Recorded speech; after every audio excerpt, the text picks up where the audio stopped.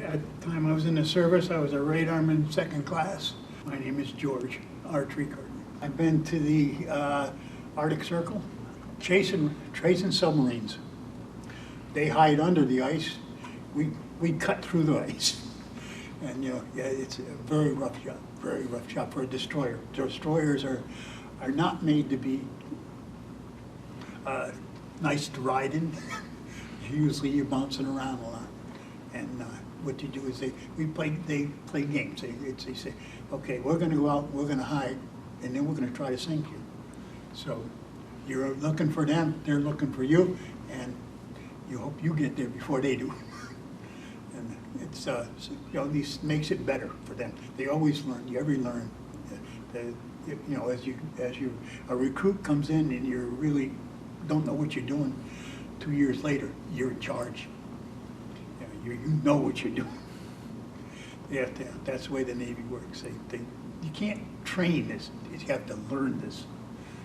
It's something you can't sit in a room and say this is what you're going to do, because you never know what you're going to do. Everything changes. So I'm probably sitting behind a 14-inch scope, and it's going around and it's telling me what's in front of me, what's in back of me. And it's telling me if there's icebergs, is there something there that we should know about, what kind of contacts they are.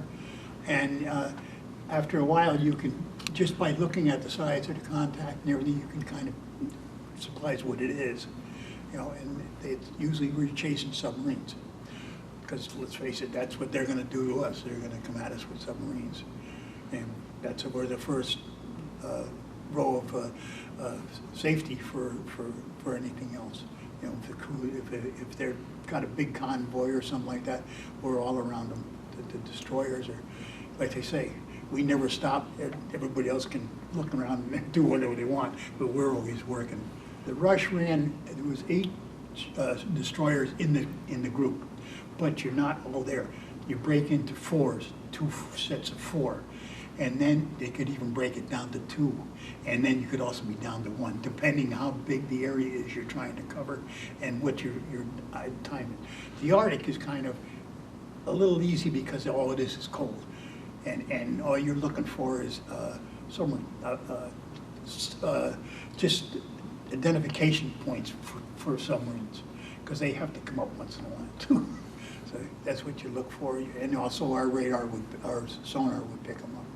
And we track them, and they know them. They get them by name. We named them, and then we'd know who they are just by the way their fingerprints were. Some of them, like the newer ones, they were we used to call them the fast Russian, just things like that, And it's just so you had something to talk about, because you wouldn't see them. Half the time you never saw them. But they saw us.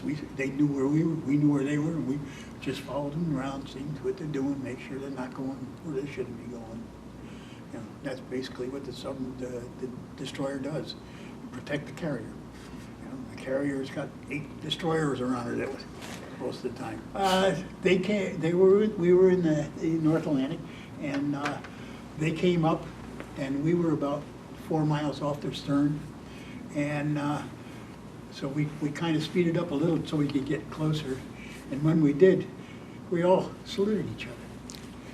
And that's it, because we're all doing the same thing, but just doing it for somebody else.